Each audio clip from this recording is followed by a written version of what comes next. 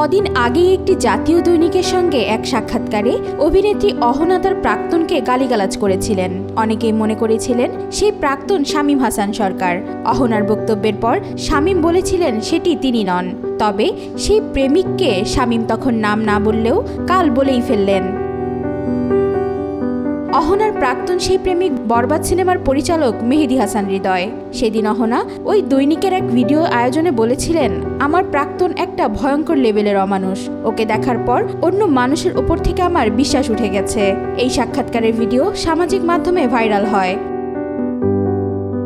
Comment বক্সে শামীম হাসান সরকারের কথা উল্লেখ করেন অনেকে। সেখানে এই অভিনেতা জানান তিনি সেই ব্যক্তি নন। অহনা যাকে নিয়ে কথা বলছেন শামীম তাকে চেনেন বলেও জানান।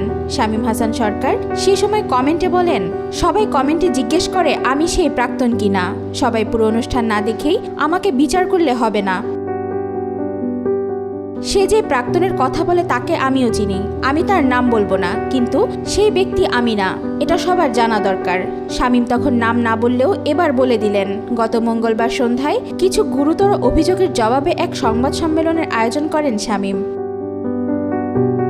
সেখানে কথা প্রসঙ্গে অহনার সেই বক্তব্য নিয়ে অভিনেতা বলেন, সকলে অহনার ইন্টারভিউর ক্লিপ কেটে দিয়ে প্রাক্তন একটা জানোয়ার এসব ট্যাগে আমাকে বিয়ের পরও ইনবক্সে মেসেজ পেতে হয়েছে, আর এটা আমার জন্য খুব কষ্টদায়ক। এখন ওই প্রাক্তন জানোয়ারটা আমার সাথে নেই।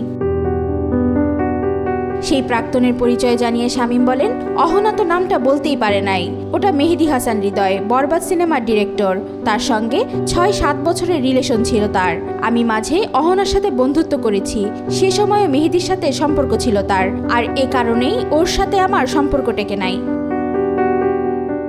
ওয়াহিদা পারভিন, আজকাল।